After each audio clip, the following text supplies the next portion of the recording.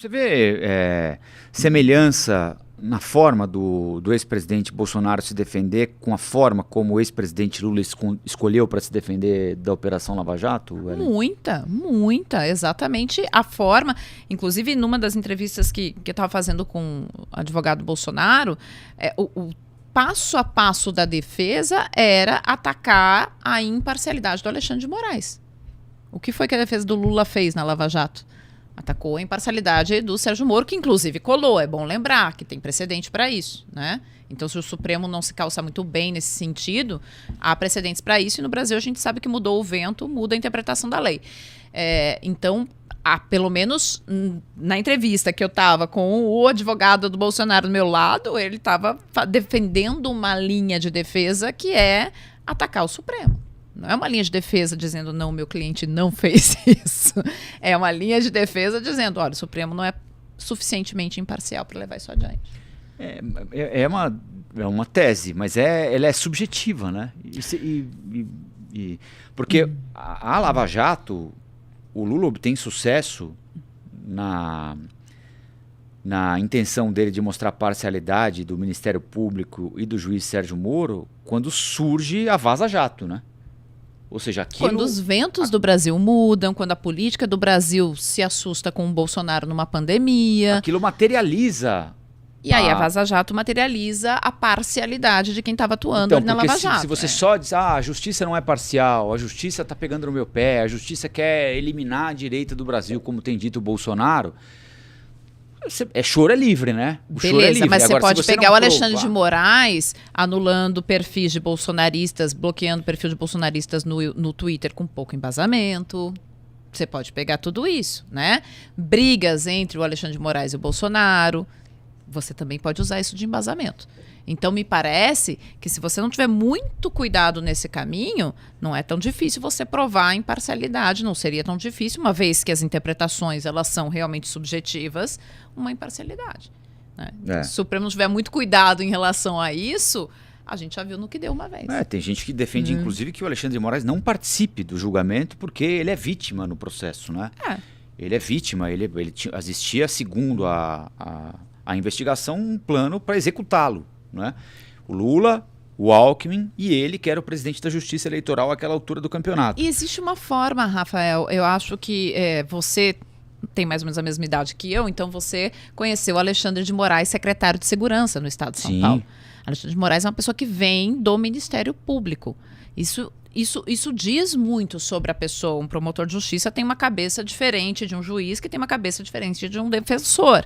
Existe uma forma de operação muito diferente. O Alexandre de Moraes é uma pessoa acostumada a estar na linha de frente, a fazer a investigação, a comandar esse tipo de coisa.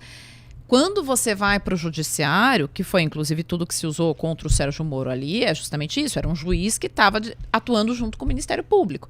Se isso não ficar muito bem separado, o Alexandre de Moraes juiz, do Alexandre de Moraes com resquícios de secretário de segurança e promotor, é muito ruim para o judiciário, para o poder judiciário, para a democracia, para o fortalecimento da instituição. Agora, essa intenção do Bolsonaro de levar outra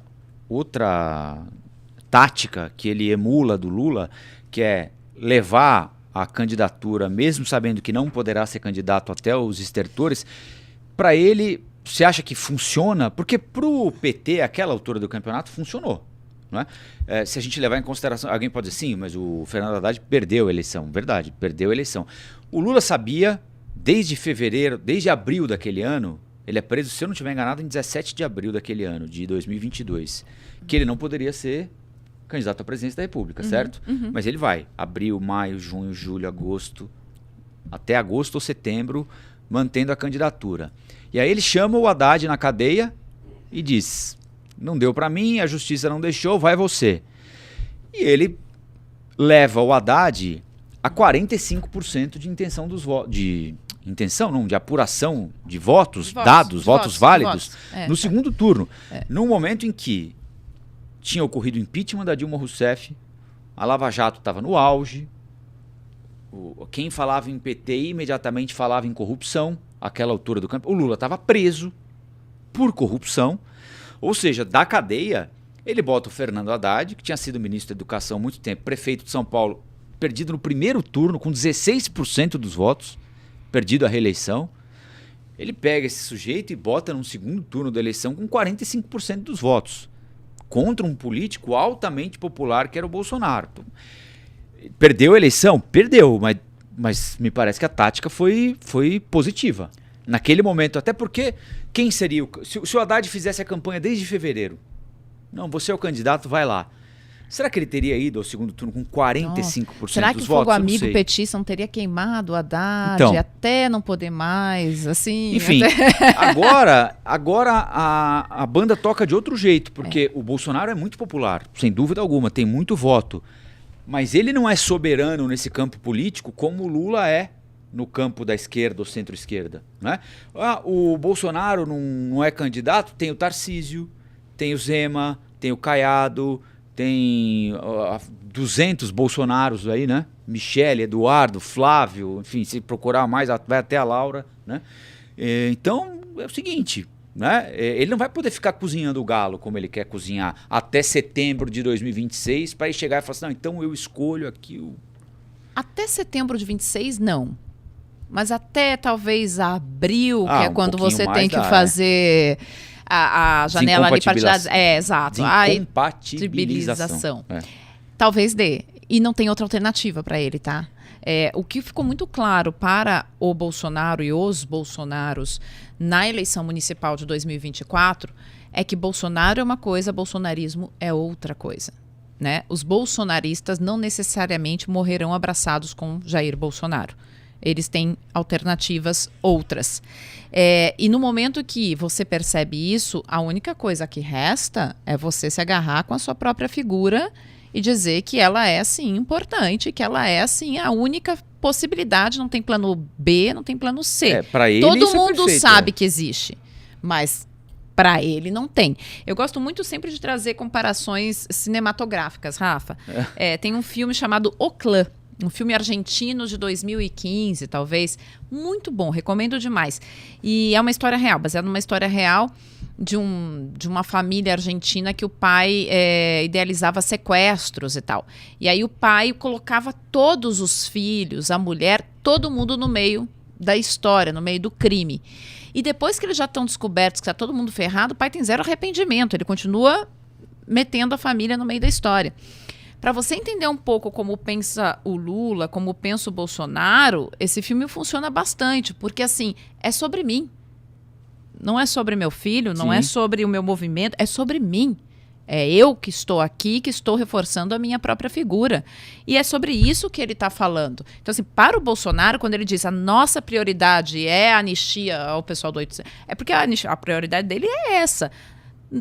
Tenho bastante dúvidas, segundo o que eu apuro, se essa é a prioridade do PL, se essa é a prioridade do bolsonarismo. Não sei se é, né? Agora... Você acha que se o Lula continuar com problemas de popularidade, de avaliação de governo, né, aparentemente claudicante em relação a uma reeleição, embora pouca gente acredite que ele não será candidato, e se outros nomes... Por exemplo, se pesquisas começarem a mostrar que outros nomes são tão ou mais viáveis que o Jair, que não pode concorrer, e causam menos problema ou menos rejeição do que o Jair, eles podem ir empurrando isso com a barriga para deixar ele falar assim, não, tudo bem, a gente já vê esse negócio da anistia. Rapidinho aqui, só vamos, né? Espera só mais um minuto, a gente tem outro, né? O que você acha que o Kassab está fazendo quando ele critica o Haddad? Kassabiando. Sentindo o ambiente, tentando saber o que vai acontecer quando... Será que o Haddad tem força? Se o Haddad tem força, ele tem mais força contra Bolsonaro ou tem mais força contra um Tarcísio?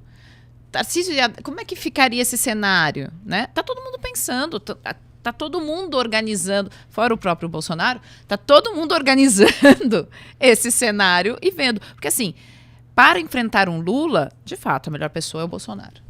Lula e Bolsonaro são os dois polos, né, que se enfrentariam e se enfrentariam bem, sem sombra de dúvidas. Mas não tendo Lula na jogada, será que o Bolsonaro é o melhor adversário?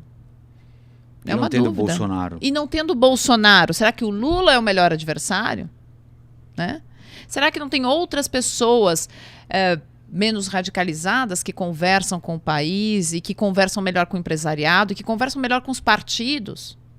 do que os dois, né? Porque também tem isso, né? Tem que conversar bem no Congresso.